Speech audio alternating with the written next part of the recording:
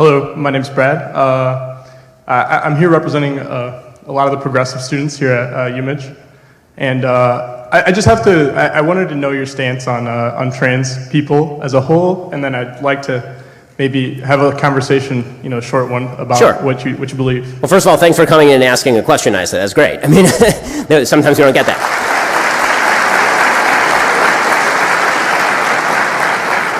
I mean, my stance on trans people is I'd like to characterize this differently. I think that there's a few different categories here, and everybody's lumping everybody together in one category. There are people who have long-standing gender dysphoria, right, or gender identity disorder. Right? That's a real active disorder that does exist. Okay, that does not mean that these people are members of the opposite sex. Okay, this is where I reject the argument that if you have gender dysphoria, you have an actual mental disorder under the DSM-5. This means that if you're a man who believes you're a woman, this makes you a woman. You're not a woman, you're a man who believes you're a woman. I have tremendous sympathy for that difficult body dysmorphic condition. That does not make you a member of the opposite sex, because only objective biological reality can make you a member of one sex or another sex. Then there are people who claim to be members of sexes that don't exist, who claim pronouns that don't exist, who claim that they are gender fluid, which is not really a thing or has never really been characterized. There are folks who claim that without any evidence whatsoever that they have gender identity disorder, and that suddenly they discover at the age of 15 that they're gender questioning, but there's not really a persistent level of belief that has lasted for a persistent series of time, and people are being given testosterone or being given surgeries on the basis of this. And then there are people who are intersex, which again is another category. And I think what happens in these conversations, people tend to conflate all these categories. So what they'll do is they'll say, well, trans people exist. And I'll say, okay, so what do you mean by that? And they'll say, well, there are certain people who have Klinefelter syndrome. Okay, those are not trans people, those are intersex people. That's a completely different category. Those are people who have an actual biological condition. They still happen to be a member of one sex, by the way. They're still sexed. Yeah. They just happen to have secondary sexual characteristics of the other sex. Okay, so that's my general perspective. Yeah, I think for sake of brevity, I think we'd be able to have a conversation about gender.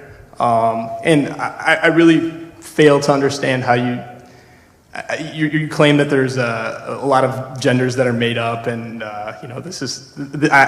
Could you elaborate a little bit more on that? I think Sure. Yeah. So I think that there's been a false distinction that's been made between sex and gender, and then gender has been read in as more important than sex. So basically, the idea of gender was a concept that was brought up by a college professor named John Money back in the 1960s, and the basic idea is that gender was a set of cultural characteristics that we impose on people of a particular sex. So it's not that women have babies, it's that women are gendered as though they have babies, and this is what makes a woman a woman. Okay, that's not correct. Women have babies. Or we'll say that gender is a series of characteristics that we put, it's a series of stereotypes essentially. But then you'll see the trans community argue that if a boy has stereotypical attributes of this gender, this makes them a member of the opposite sex, which doesn't make sense. You can have effeminate boys, you can have masculine girls. I mean, this has been a feature of life for all of human history. That doesn't make them a member of the opposite sex. So when people say gender, what I want them to do is define what they mean by gender. If they just mean a set of culturally attributable attributes, and they say that that's completely separate from sex, first of all, I reject that. I think there is a strong correlation between gendered behavior and sex. Yeah, I mean, that's how we socialize children. I mean, I think it's a pretty, the connection's there, and I don't think it goes It's not further. all socialization is the argument that I would make, and that's backed by the fact that in the primate kingdom, for example, there are heavily gendered areas of behavior. The notion that basically boys and girls when they're born are androgynous widgets, and then we make a boy by giving him a truck, and make a girl by giving her a doll, that's not true on any sociological level. Again, I find it really...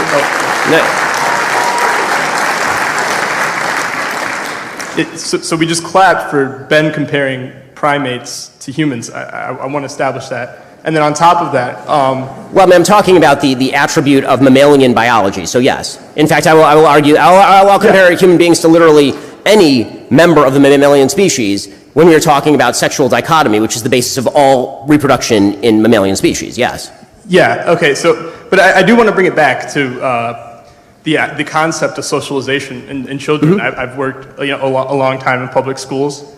I've noticed that students, this gender line that we're speaking of, the binary that you were referring to, I think many of us fall within those two lines, man and woman. I'm not saying it's you either have one piece of genitalia or the other. I'm saying like we have masculine and feminine traits throughout that we pick up from our family, the world around us. Sure. Yeah. So again, I'm feeling, if you agree with that. But that's not what makes you a man or a woman.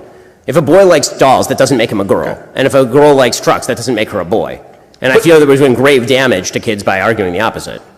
I think we should allow them the space to explore that. If they I mean, like. by the way, Yeah. I don't, first of all, I do think that it is very important to provide rules and rules for kids. I think the idea that I kids agree. are to be sort of left out there in the wild and then they do whatever they do, Yeah. we don't treat them like that with nutrition, we don't treat them like that with education, we don't treat them like that with a lot of things. And the idea of teaching boys to actually embrace their boyhood, I think is quite a good thing. Now, there are exceptions to every rule, and there are kids who are, as I say, boys who will be more effeminate, and they shouldn't be bullied for that or mistreated for that. Yeah, but to suggest that this makes them trans or makes them a member of the opposite sex is the thing I'm really arguing against, because that ends in a lie that leads to suicidal ideation, it leads to tremendous confusion, it leads to tremendous psychic pain. You're telling a lie to a kid, and lying to kids is not something I'm very much in favor of. Yeah, and I think, speaking on suicidal ideation, I think maybe denying the fact that, like, it's okay for, a young person to decide if they fall within a certain gender line. I fail to understand how that affects you personally and how that hurts the child. Right. So anytime society sets a rule, it affects me personally.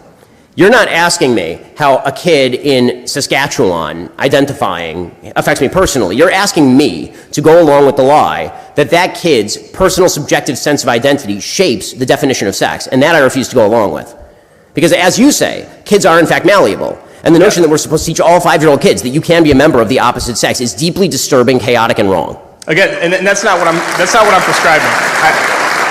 I'd like to be clear that what I'm saying is they should be allowed to explore whatever portion of if by allow you, traits. it depends. If by allow you mean, do I think the kids should be like locked in the Matilda chokey for playing with a doll or something? Yeah, obviously not. That's child abuse. Often. Yeah, in very orthodox spaces. Child abuse is illegal, and it should be illegal. Okay, but the notion that if my kid expresses gender confusion, that I'm not allowed to say to my kid, my son comes home and he says one day, you're a girl, and he says I'm a girl, and I say to him, you're not a girl. That's biologically untrue. You're a boy. When you're a kid, you're confused in your feelings. The idea that that's a form of child abuse is a lie. That is not a form of child abuse. That's actually how you parent. Yeah, and again, I'm allowing you that space, but on the other hand, you're opposing the very opposite. You're saying that it's sick and twisted for parents to allow their kids to explore different parts of themselves. It is sick and twisted to present kids with the notion that boys and girls are not separate in humanity, and that boys and girls are not two separate and dichotomous forms of the species Homo sapiens, and that the idea that there is no biological reality to that whatsoever, so that a boy can be a girl and a girl can be a boy, that is a form of child abuse. That is the same thing as me teaching my kid that my kid can be a horse. My kid cannot be a horse. That is not real. And if I were to teach my kid and take seriously the argument that my kid could be a horse, I'd be doing them tremendous psychic damage. And I'm sorry, I feel like we're kind of running out of time here, but yeah. I really appreciate that. Could I just get one more thing? Sure, well, go for it. Again, I'd like to, we're making comparisons to animals, and you're getting a chant for it. And again, it's not my favorite thing. Yes, but because... but I appreciate your point in saying that, you would be willing to allow another family to let their child explore, certain genders. Well, I mean, I wouldn't allow a child to explore the lie that they can be a member of the opposite sex. Oh, there you but go. If they want, Yeah, but if they become, I disagree with the basic idea of quote unquote genders entirely. If the idea, because if you're going to degrade everything down to the behavior of human beings, then we all have our own genders. Literally every single human, we could just have names. We can get rid of the idea of gender entirely, and I can just call you Bob, right? I mean, like we can all have our own. That's the easiest way to do this. We treat each other as individuals with a bevy of different attributes, rather than saying my gender is pansexual, fluid, 45, XYZ, right? That's so dishonest. How is that dishonest?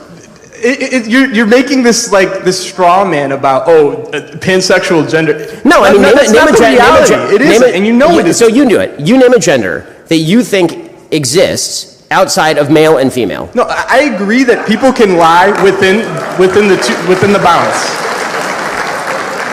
Okay, well, again, I really appreciate the time and the back and forth. I think it is productive, and I appreciate you doing it. Yeah, no, and again, I don't believe any of you have malice views. I think a lot of your views are founded in the reality of the world, but I hope that you at least would allow yourselves to come out to some of the more progressive groups and maybe have these conversations. By the way, having conversations like this, I encourage everybody who's conservative to have these kind of conversations to go on the other side. That was my intent in coming here.